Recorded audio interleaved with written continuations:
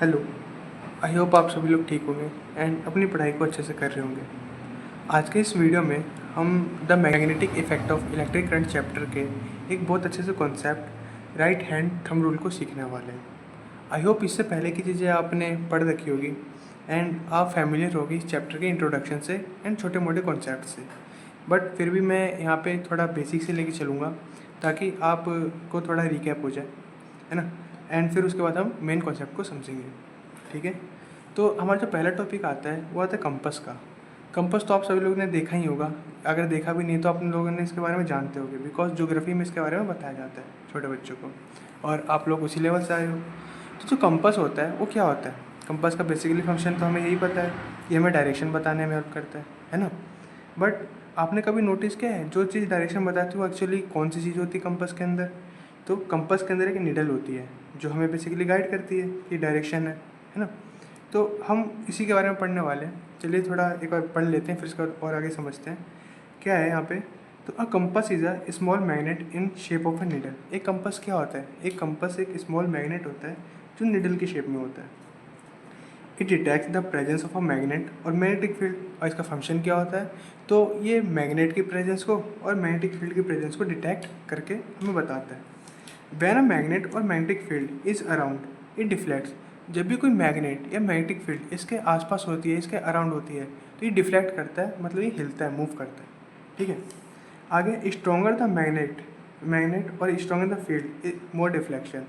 इसके आसपास जितना ज़्यादा स्ट्रॉन्ग मैग्नेट या जितनी ज़्यादा स्ट्रॉन्ग मैग्नेटिक फील्ड होगी ये उतना ज़्यादा डिफ्लेक्शन हमें शो करेगा। ये दिखने में कैसा होता है? तो ये नीडल कुछ ऐसा होता है, इसके ऊपर एक नॉर्थ पोल होता है और एक नीचे साउथ पोल होता है। आई होप आपको इस बारे में पता चल गया होगा और आइडिया मिल गया होगा। चलिए आगे बढ़ते हैं। नेक्स्ट टॉपिक है हमारा मैग्नेटिक फील्ड। मैग्नेटिक फील्ड क्या होता है? तो चलिए इसको भी एक अच्छा एग्जांपल समझते हैं। आप लोगों ने बचपन में मैग्नेट से तो खेला ही होगा। लाइक हमारे पास बहुत अजीब मतलब बहुत प्रकार के मैग्नेट आते थे। तो जैसे कुछ मैग्नेट होते थे, आपने देखा होगा कि कई बार ये एक दूसरे से चिपक जाते थे और कई बार एक दूसरे से रिपेल होते थे, हाँ ये ना। रिपेल लाइक एक दूसरे से दूर जाते थे। ऐसा क्यों होता था? ऐसा इसलिए होता था बिकॉज इन मैग्नेट्स के आसपास ना एक तरह की फील्ड रहती है। क्या रहती है? एक तरह की फील्ड रहती है इन मैग्नेट्स के आसपास, और ये फील्ड ही क्या करती है? इनको अट्रैक्शन और रिपल्शन के लिए रिस्पॉन्सिबल होती है। चलिए इसको और ऐसे समझते हैं यहाँ पे। तो मैग्नेटिक फील्ड क्या है? The space surrounding a magnet in which other magnet और magnetic material feels a force. Magnetic field basically एक ऐसा स्पेस है मैग्नेट के आसपास, एक ऐसा सराउंडिंग है जो किसी भी मैग्नेट या किसी भी मैग्नेटिक मटेरियल को ऊपर एक तरह का फोर्स फील कराता है और उसको अट्रैक्ट या रिपेल करता है। ये कैसी क्वांटिटी होती है? तो ये एक हमारी वेक्टर क्वांटिटी होती है। और वेक्टर क्वांटिटी क्या होती है? जिसके पास एक अपनी डायरेक्शन हो और एक अपना मैग्नीट्यूड हो। अब आप लोगों को क्वेश्चन है कि डायरेक्शन कैसे और मैग्नीट्यूड कैसे, तो ये हम आगे सीख लेंगे कि मैग्नीट्यूड में क्या कहना चाह रहा हूँ, डायरेक्शन कैसे कहना चाह रहा हूँ। यूनिट क्या होती है? तो यूनिट होती है टेस्ला, और सिंबल क्या होता है? तो सिंबल होता है हमारा बी, ठीक है। यहाँ पे देखिए, यहाँ पे मैंने एक डायग्राम भी बना रखा है। ये डायग्राम क्या है? तो एक मेरा मैग्नेट है ये, ठीक है। ये मेरा एक मैग्नेट है और ये कौन सा मैग्नेट है? तो ये मेरा बार मैग्नेट है, ठीक। ये मेरा बार मैग्नेट है। और ये बार मैग्नेट की क्या प्रॉपर्टी होती है? तो इसके आसपास जो मैंने ये लाइंस ड्रॉ किया ना, ये लाइंस और कुछ नहीं, इस बार मैग्नेट की मैग्नेटिक फील्ड है। ध्यान रखना ये लाइंस इमेजनरी होती है, आई मीन ये हमें दिखती नहीं है, ये हमें दिखाई नहीं देती ये लाइन, ठीक है। ये लाइन लेकिन इसके आसपास सराउंडेड होती है, इसके सराउंडिंग में प्रेजेंस होती है। अब देखो, आप यहाँ पे देख पा रहे हो कि ये मैग्नेटिक फील्ड है और इनकी ना कुछ एक प्रॉपर्टी होती है। ये प्रॉपर्टीज़ क्या होती हैं? ये लाइन्स हमेशा नॉर्थ से साउथ जाती हैं। और ये नॉर्थ से साउथ कैसे जाती है? तो देखो, नॉर्थ से ये निकलती है और साउथ में ये एमिट होती है, मतलब ख़त्म होती है। अगला क्या है? आउटसाइड द मैग्नेट, मैग्नेट के बाहर ये जो फील्ड लाइन्स होगी हमेशा नॉर्थ से साउथ रहेंगी, जो हम देख भी पा रहे हैं इस डायग्राम में कि नॉर्थ से साउथ में जा रही हैं। लेकिन इनसाइड द मैग्नेट, मैग्नेट के अंदर हमेशा ये जो लाइन्स होती है ना, वो साउथ से नॉर्थ जाती हैं। कहाँ? साउथ से नॉर्थ। मतलब ये हमारा साउथ है, अब मैग्नेट के अंदर ये जो लाइन्स जा रही होंगी ये कुछ अंदर ही अंदर साउथ से नॉर्थ जा रही होंगी, ठीक है। फिर हमारा फोर्थ पॉइंट आता है कि always in a closed curve. ये जो मैग्नेटिक फील्ड लाइन होती है ना, हमेशा क्लोज्ड कर्व में होती है। क्लोज्ड कर्व क्या होता है? तो देखिए यहाँ पे, ये मेरा मैग्नेट है और ये फील्ड लाइन्स है। ये फील्ड लाइन्स हमसे क्या जा रही है? एक कर्व बना रही है, और एक कैसा कर्व है? तो एक क्लोज्ड कर्व है, ठीक है। तो एक मैग्नेटिक फील्ड जो होती है हमेशा क्लोज कर्व में होती है। अगला जो बहुत मोस्ट इंपॉर्टेंट से सीबीएसई क्वेश्चन पूछती है वो क्या है magnetic field line can't intersect each other. जो मैग्नेटिक फील्ड लाइन होती है ना वो कभी भी एक दूसरे को इंटरसेक्ट नहीं करती। इंटरसेक्ट का मतलब ये है कि एक मैग्नेटिक फील्ड ऐसे जा रही है तो दूसरी इसको कट करके नहीं जाएगी। एक मैग्नेटिक फील्ड अगर जा रही है ना एक पर्टिकुलर डायरेक्शन में, तो दूसरी मैग्नेटिक फील्ड जो है वो कभी भी एक इसको इंटरसेक्ट नहीं करेगी, इसको कट नहीं करेगी। ऐसा क्यों? तो इसका रीज़न ये है, because if they do at the point of interaction north poles of magnet needle will point toward two direction which is impossible. कहने का मतलब ये है ना कि जब भी अगर ऐसा होता है कि अगर एक मैग्नेटिक फील्ड दूसरे को इंटरसेक्ट कर देती है, तो यहाँ पे जो हमारा नॉर्थ पोल है वो एक पर्टिकुलर डायरेक्शन बता ही नहीं पाएगा।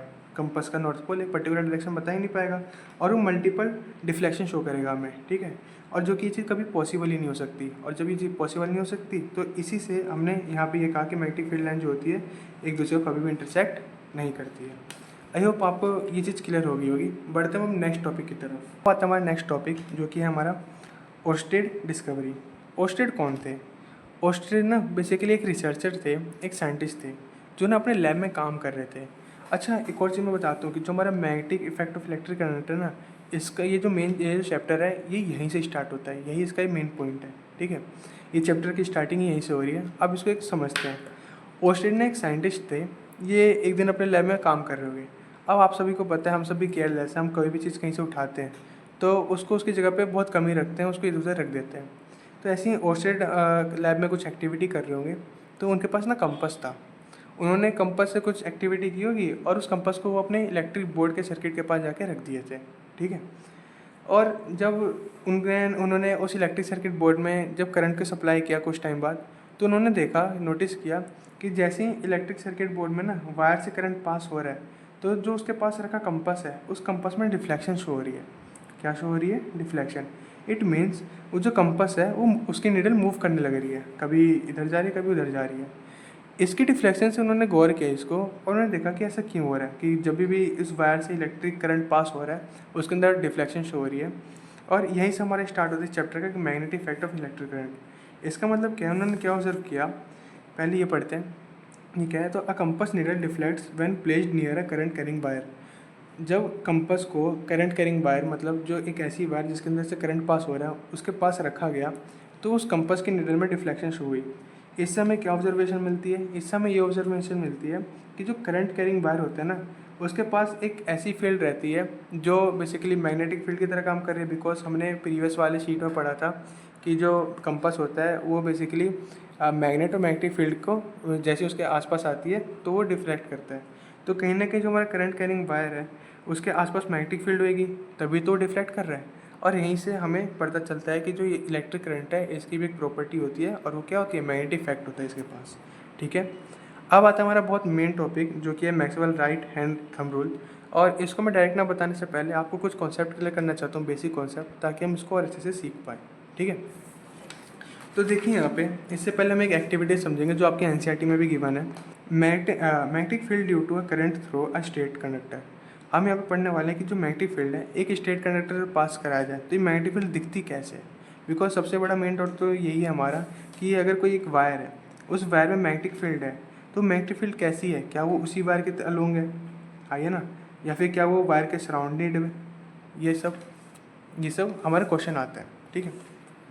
तो हम इसको मैग्नेटिक फील्ड के डायरेक्शन को यहाँ पे निकालने वाले हैं। मैग्नेटिक फील्ड के डायरेक्शन के बारे में पता करेंगे कि मैग्नेटिक फील्ड की डायरेक्शन कैसे आती है। आई मीन एक कभी भी कोई लॉन्ग वायर है तो उस लॉन्ग वायर के अंदर वो मैग्नेटिक फील्ड कैसी है? क्या उस वायर के अलोंग वो मैग्नेटिक फील्ड बन रही है? क्या उस वायर के सराउंडेड में मैग्नेटिक फील्ड बन रही है? तो ये हम यहाँ पे सीखेंगे इस एक्टिविटी के ज़रिए। तो ये एक्टिविटी क्या है? तो ये कुछ इस तरीके से कि a straight current carrying wire pass is perpendicularly through a white cardboard sheet that has iron fillings are spread evenly on the cardboard। यहाँ पे देखिए इस स्ट्रक्चर को, ये मेरा एक सर्किट है, ठीक है। इस सर्किट में मैंने एक वाइट कार्डबोर्ड रख रखा है और ये जो वाइट कार्डबोर्ड है ना इसके ऊपर मैंने आयरन फिलिंग्स डाल रखी है और इधर उधर बिखर रखी है, ठीक है। होएगा क्या, जब मैं इस सर्किट से करंट को पास कराऊंगा तो करंट के पास करने की वजह से क्या होगा, हमने अभी अभी देखा कि जब भी एक इलेक्ट्रिक करंट पास हो रहा है हमारा वायर से तो कंपास की नीडल में डिफ्लेक्शन हो रहा है। और डिफ्लेक्शन हो रहा है इसका मतलब क्या है कि वायर के पास एक अपनी मैग्नेटिक फील्ड है। तो हम उसी मैग्नेटिक फील्ड को चेक करते हैं। जब हम इस सर्किट से करंट को पास कराते हैं तो होता क्या है कि जैसे ही करंट जाता है तो जो आयरन फिलिंग्स है ना, उनके आसपास मैग्नेटिक फील्ड आ जाती है। ठीक है, मैग्नेटिक फील्ड उनसे जाती है, टकराती है। और जैसे हम जेंटली टैप करते हैं उस कार्डबोर्ड के ऊपर, तो जो आयरन फिलिंग्स है वो एक पर्टिकुलर शेप में आ जाती है। और वो शेप कैसी होती है? वो सर्कुलर शेप होती है। और इस सर्कुलर शेप से हमें पता चलता है कि जो मैग्नेटिक फील्ड है वायर के अलोंग कैसी है, उसके सराउंडेड है, मतलब उसको सर्कुलर शेप में जा रही है। क्या आपको इतनी बात क्लियर है?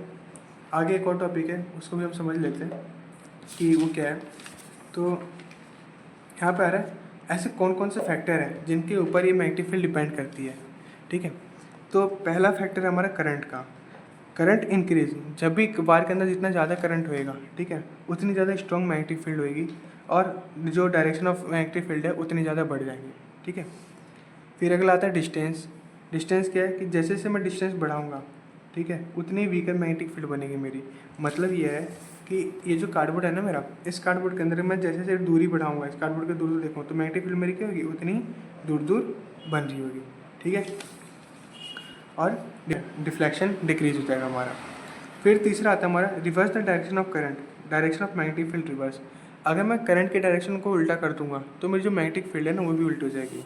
इसका मतलब ये है, मान के चलो ये मेरा करंट जा रहा है, जब भी करंट जा रहा है ना, तो ऐसे कुछ मेरा वायर है, इसके अंदर से करंट जा रहा है, तो मैग्नेटिक फील्ड कुछ इस डायरेक्शन में बन रही है, ऐसे करके बन रही है। ठीक है, ऐसे ऐसे घूम रही है। अगर मैं करंट को रिवर्स कर दूँ, मतलब करंट अब मेरा ऐसे है, तो ये जो मैग्नेटिक फील्ड होगी ना, अब ये कैसे होगी? अब ये ऐसे हो जाएगी, मतलब इसकी भी डायरेक्शन क्या हो जाएगी? चेंज हो जाएगी। क्या आपको क्लियर हो रहा है? अगला आता है हमारा नोट यहाँ पे कि field is inversely proportional to the distance from the wire. ये तो बेसिकली हम यहाँ पे प्रैक्टिकली देख भी पा रहे हैं कि डिस्टेंस जितना ज़्यादा कम कर रहे हैं मैग्नेटिक फील्ड उतनी ज़्यादा बढ़ रही है, और डिस्टेंस जितना ज़्यादा हम बढ़ा रहे हैं मैग्नेटिक फील्ड उतनी घट रही है। ठीक है, अब देखो ये जो मैग्नेटिक फील्ड है ये सर्कुलर पाथ में है और ये कुछ घूम रही है, लेकिन ये तो 3D पैटर्न में हो गया है ना। अगर मैं इसको 2D पैटर्न में देखूँ, लाइक एक शीट पे रिप्रेजेंट करूँ कि एक वायर है, उसको मैं ऐसे रख देता हूँ।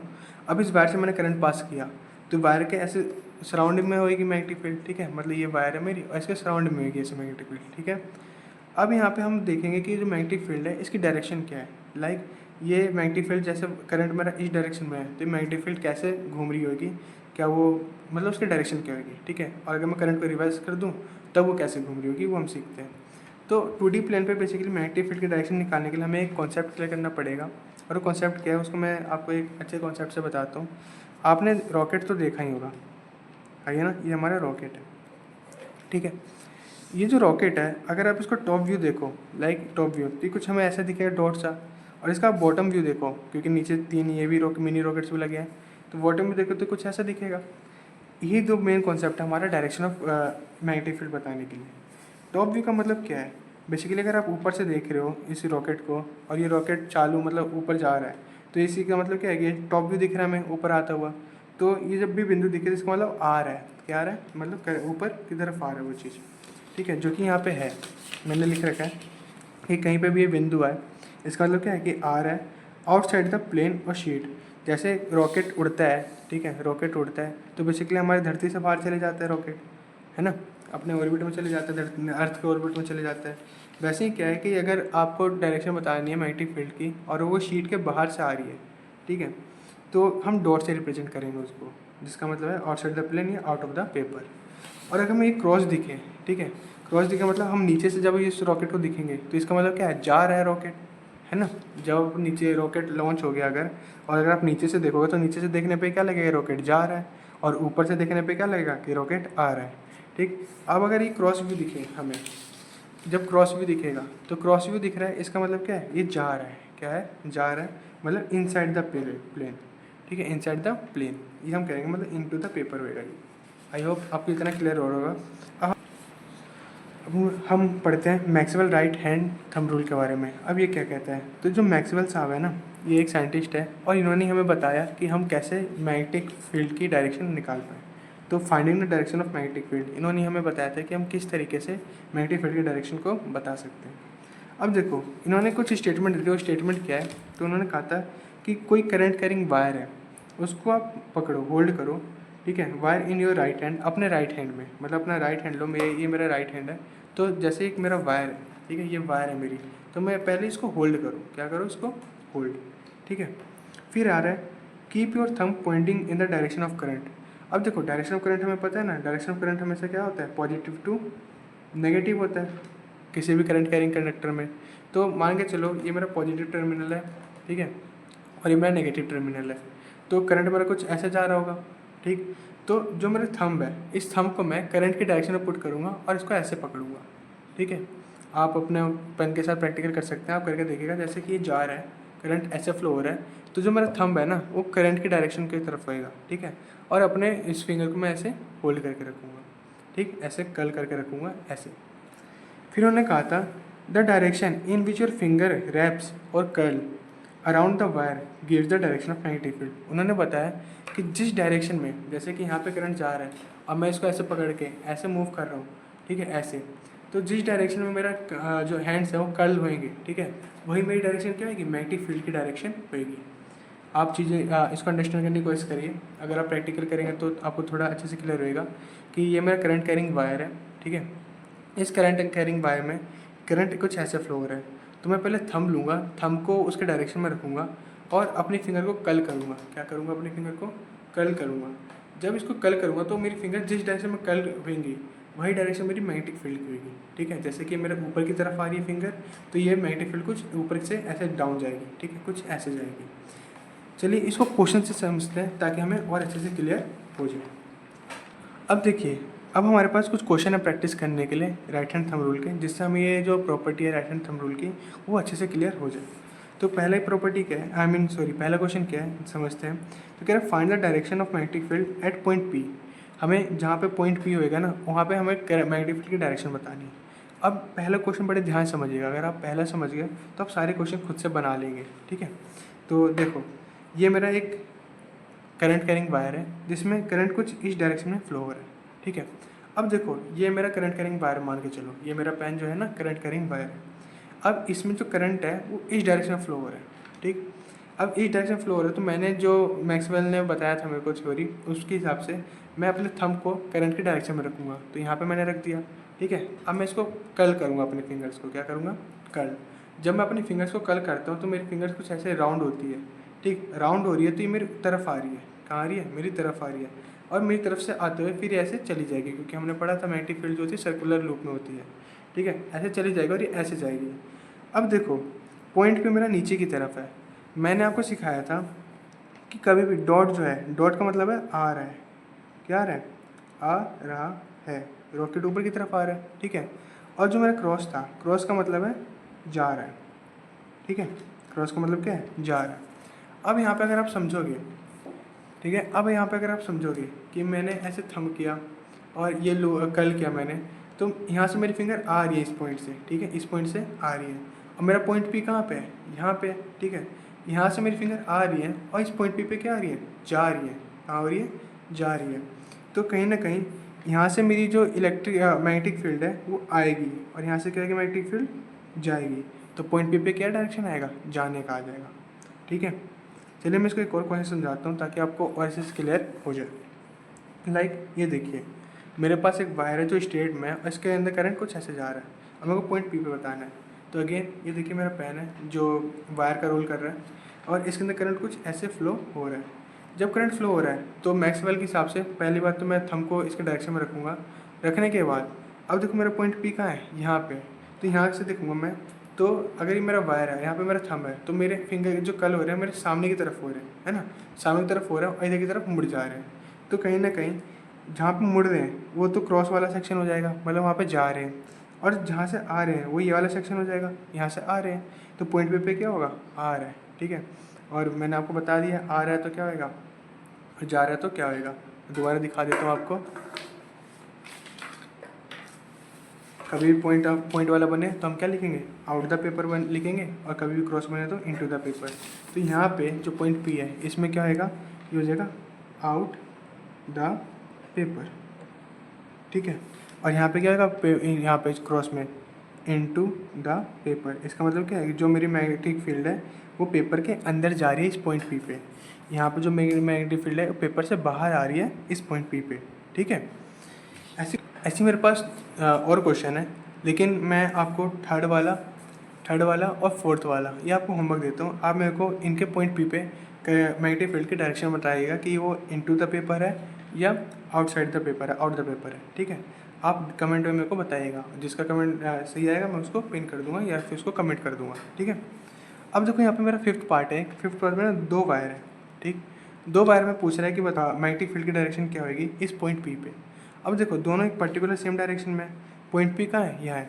अभी भी मैंने आपको इस क्वेश्चन में सिखाया कि देखो ऊपर की तरफ जा रहा है, करंट भी ऊपर है, तो हमारा इधर राइट वाले पोर्शन में क्रॉस आ रहा है, तो कहीं ना कहीं इस वायर का भी राइट वाले पोर्शन में क्या होगा, क्रॉस होएगा, ठीक। और इस वाले वायर का भी क्या होगा, राइट वाले पोर्शन में क्रॉस होएगा। तो यहाँ पे इन दोनों पॉइंट में हम क्या देख पा रहे हैं कि जो पॉइंट पी है, इस पॉइंट पी पे दोनों पॉइंट में क्या हो रहा है, इनटू द पेपर हो रहा है, तो यहाँ पे magnetic field into the paper जाएगी, ठीक है। अब आता है हमारा एक और क्वेश्चन। ये क्वेश्चन ये रहा कि एक मैंने ना एक सर्कुलर लूप बनाया। अब सर्कुलर लूप में क्या है कि ऐसे एक फ्लो हो रहा है करंट, अब फ्लो हो रहा है तो आप देखिए इस डायरेक्शन में होएगा, तो यहाँ से आ रहा है और यहाँ पे जाएगा, ऐसे टर्न होएगी तो यहाँ पे जा रहा है, ठीक है। ऐसे ही इसके ऊपर के भी कर लोगे, तो ऊपर का देखो यहाँ से आ रहा है, ठीक है, और यहाँ से जा रहा है ना, तो यहाँ पे भी क्रॉस हो जाएगा। ऐसे ही नीचे का है, तो नीचे में क्या आएगा, ऐसे है, ठीक। अब देखो यहाँ से जा रहा है और वहाँ से क्या हो रहा है, आ रहा है, तो यहाँ से जा रहा है और वहाँ से आ रहा है, इसका मतलब क्या है, यहाँ पे भी क्रॉस होएगा। यहाँ पे भी सेम ऐसे ही टर्न हो रहा है, तो यहाँ इसका भी देखो क्या होगा, यहाँ से क्या है, हमें इसके डायरेक्शन में रखना है, तो यहाँ से जा रहा है और वहाँ से आ रहा है ना। तो जब जा रहा है तो यहाँ पे भी क्रॉस होएगा। तो इस सर्कुलर लूप में यहाँ पे जो अंदर पॉइंट पी है, यहाँ पे जितनी मैग्नेटिक फील्ड है वो इनटू द पेपर है, क्या है, into the paper. I hope आपको ये चीज़ क्लियर हो चुकी होगी, और नहीं हुई है, कोई भी डाउट आएगा आपको तो आप मेरे से कमेंट में पूछना, मैं आपको क्लियर करूँगा। तब तक आप मेरे को थर्ड का और इस फोर्थ का कमेंट में आंसर बताइए अगर आपको समझ में आया तो। और समझ अब देखिए, अब हमारा एक इम्पोर्टेंट टॉपिक है जो कि है magnetic field due to a current through a circular loop. अब हम देखेंगे कि कोई एक सर्कुलर लूप है, ठीक है, तो उसके थ्रू जो मैग्नेटिक फील्ड है वो किस तरीके से है। जो मैंने यहाँ पे क्वेश्चन कराया ना, यहाँ पे जो क्वेश्चन कराया है, कुछ यही कॉन्सेप्ट हम सीखने वाले हैं, ठीक है। अब देखिए यहाँ पे क्या है, at every point on a current carrying circular loop the magnetic field lines from concentric circle the wire.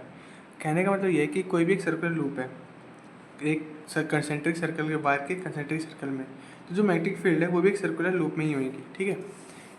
आगे each small part of the wire produces a magnetic field at the centre in same direction. यहाँ पे देखो, यहाँ पे मैंने point P को centre में रखा था, ठीक है, सेंटर में रखा था, तो मैं यहाँ पे देख पा रहा हूँ कि जो इतनी भी मेरी मैग्नेटिक फील्ड है वो सब सेम डायरेक्शन में जा रही है पॉइंट पी पे। क्या कोई भी एक ऐसी जो डॉट बना रही है, नहीं ना। तो वही चीज़ यहाँ पे सेकंड वाला मेरा पॉइंट कह रहा है, ये पॉइंट क्या कह रहा है कि each small part of the wire produces a magnetic field. Wire का जो भी स्मॉल पार्ट होएगा वो मेरा मैग्नेटिक फील्ड को प्रोड्यूस करेगा at the centre in same direction, और एक सेम डायरेक्शन में होएगा। This makes a strong magnetic field at the centre. और ये जो होता है ना, ये जो प्रोसेस जिसमें सेंटर पे सारे जो मैग्नेटिक फील्ड है सेम डायरेक्शन में आएंगे और सारे सेंटर पे आएंगे, तो ये एक स्ट्रॉन्ग मैग्नेटिक फील्ड को जनरेट करता है, ठीक। हमने ये चीज़ क्लियर कर लिया। अब एक चीज़ समझो, मैंने यहाँ पे करंट को इस पर्टिकुलर डायरेक्शन में फ्लो कराया था। अब मैंने भी आपको एक बार मैग्नेट की प्रॉपर्टी बताई थी। वो प्रॉपर्टी क्या थी कि कोई भी एक बार मैग्नेट है तो नॉर्थ से मैग्नेटिक फील्ड निकलती है और साउथ पे क्या होती है, एमिट होती है। हाँ, ये ना, ये मैंने आपको सिखाया था। तो देखो यहाँ से अगर मान के चलो तो यहाँ पे मैग्नेटिक फील्ड जा रही है और यहाँ से आ रही थी, तो कहीं ना कहीं यहाँ जहाँ आ रही थी नॉर्थ पोल हो जाएगा और जहाँ पे जा रही थी वो क्या हो जाएगा, मेरा साउथ पोल हो जाएगा। तो हम यही सीखेंगे कि जब क्लॉकवाइज डायरेक्शन में एक सर्कुलर लूप के अंदर करंट को फ्लो कराएंगे तो हमारा कौन से डायरेक्शन में मैग्नेटिक फील्ड होएगा, ठीक है, और एंटी क्लॉकवाइज में क्या होएगा, ठीक है। अब आप यहाँ पे देख सकते हैं कि मेरे पास एक सर्कुलर लूप है और सर्कुलर लूप में मैंने क्या क्लॉकवाइज डायरेक्शन का मतलब जैसे मेरी घड़ी चलती है ना, उस डायरेक्शन में मैंने करंट को फ्लो कराया, ठीक है। जब मैं क्लॉकवाइज डायरेक्शन में करंट को फ्लो करा रहा हूँ तो अभी हमने पीछे क्वेश्चन भी किया है, उस समय क्लियर हो गया है कि जहाँ पे सेंटर में हमारी कैसी होगी magnetic field into the paper होगी, और इस सर्कल के बाहर कैसी होगी, आउट द पेपर होगी, ठीक है। अब जहाँ पे आउट द पेपर है वो तो मेरा नॉर्थ पोल का काम करेगा, और जहाँ पे इनटू द पेपर है वो मेरा साउथ पोल का काम करेगा। तो अब यहाँ पे कभी भी ध्यान रखना कि जब भी क्लॉकवाइज डायरेक्शन में हम करंट को फ्लो कराते हैं तो जो मैग्नेटिक फील्ड की डायरेक्शन होती है वो टुवर्ड्स साउथ होती है। कहाँ होती है, टुवर्ड्स साउथ। तो क्लॉकवाइज डायरेक्शन में जब भी मैग्नेटिक फील्ड पूछे आपसे तो कहाँ तक होएगी, टुवर्ड्स साउथ, मतलब साउथ की तरफ हमारी मैग्नेटिक फील्ड की डायरेक्शन होएंगी। ठीक है, ऐसे ही यहाँ पे है हमारा कि अगर मैं एंटी क्लॉकवाइज डायरेक्शन में करंट को फ्लो कराऊँ, तो हमने अभी मैग्नेटिक फील्ड की प्रॉपर्टी पढ़ी थी, उसमें हमने क्या पढ़ा था, उसमें यही पढ़ा था एक लाइन में, पॉइंट में, कि अगर मैं करंट के डायरेक्शन को चेंज कर दूँ तो मेरी मैग्नेटिक फील्ड की भी डायरेक्शन चेंज हो जाएगी, है ना। तो यहाँ पे मैं एंटी क्लॉकवाइज डायरेक्शन में करंट को फ्लो करा रहा हूँ। अब जब मैं एंटी क्लॉकवाइज डायरेक्शन में करंट को फ्लो कराऊंगा तो मेरा क्या आएगा, बेसिकली मेरा जो डायरेक्शन ऑफ मैग्नेटिक फील्ड है, ठीक है, जो मेरा डायरेक्शन ऑफ मैग्नेटिक फील्ड है वो भी चेंज हो जाएगा। अब चेंज हो गया तो क्या आएगा, यहाँ पे जो सर्कल के बाहर होएगा, वायर के बाहर, वो आउट द पेपर होएगा, सॉरी इनटू द पेपर होएगा। ठीक है, इनटू द पेपर। और जो मेरा यहाँ पे है सर्कल के अंदर, ये आउट द पेपर होएगा, है ना। और हमने अभी भी पढ़ा कि अगर मैग्नेटिक फील्ड कहीं से निकल रही है तो नॉर्थ पोल का काम करता है, और मैग्नेटिक फील्ड कहीं पे जा रही है तो साउथ पोल का काम करता है। ठीक है, तो कभी भी एंटी क्लॉकवाइज डायरेक्शन में अगर हम करंट को फ्लो कराते हैं सर्कुलर लूप में, तो जो मेरी मैग्नेटिक फील्ड की डायरेक्शन होगी वो कहाँ होगी, टुवर्ड्स नॉर्थ होगी। कहाँ होगी, टुवर्ड्स नॉर्थ। और 21 रूल के हिसाब से, तो ये हमारे मैक्सवेल रूल के हिसाब से, ठीक है, Maxwell right hand thumb rule के हिसाब से, अगर एंटी क्लॉकवाइज डायरेक्शन में मैं करंट को फ्लो कराता हूँ एक सर्कुलर लूप में, तो जो मेरी मैग्नेटिक फील्ड की डायरेक्शन होगी टुवर्ड्स नॉर्थ की तरफ होगी। और अगर मैं क्लॉकवाइज डायरेक्शन में सर्कुलर लूप के अंदर करंट को फ्लो कराता हूँ तो जो मेरी मैग्नेटिक फील्ड की डायरेक्शन होगी वो टुवर्ड्स साउथ होगी। इस चीज़ को आप अच्छे से ध्यान रखना। यहाँ पे मैंने एक ट्रिक भी लाया है, हालांकि ट्रिक क्या कहेंगे, कैसी नॉर्मल वर्ड है, इसको आप याद कर लीजिएगा, स्कैन। स्कैन क्या होता है, तो स्कैन में एस यहाँ पे रिप्रेजेंट कर रहा है साउथ डायरेक्शन को, ठीक है, और किस में, सी में, मतलब जब भी मेरा करंट क्लॉकवाइज डायरेक्शन में एक सर्कुलर लूप के अंदर होएगा तो मेरा जो मैग्नेटिक फील्ड का डायरेक्शन रहेगा वो साउथ होएगा। ठीक है, और कभी भी मेरा करंट अगर एंटी क्लॉकवाइज डायरेक्शन में फ्लो करेगा एक सर्कुलर लूप के अंदर, तो जो मेरा डायरेक्शन ऑफ मैग्नेटिक फील्ड होएगा वो टुवर्ड्स नॉर्थ होएगा। ठीक है, और यहाँ पर मैंने ये चीज़ रिप्रेजेंट कर दी है। आई होप आपको वीडियो समझ में आई होगी और आपको कॉन्सेप्ट क्लियर हो गया होगा राइट हैंड थंब रूल का। अगर स्टिल नहीं क्लियर हुआ है तो जहाँ पे आपको दिक्कत आ रही है आप मुझसे कमेंट में पूछ सकते हैं, मैं आपको अच्छे से क्लियर करने की कोशिश करूँगा। एंड जो मैंने आपको 2 क्वेश्चन होमवर्क में दिए हैं, आप मेरे को उनको सॉल्व करके कमेंट में उनका रिप्लाई ज़रूर करिएगा।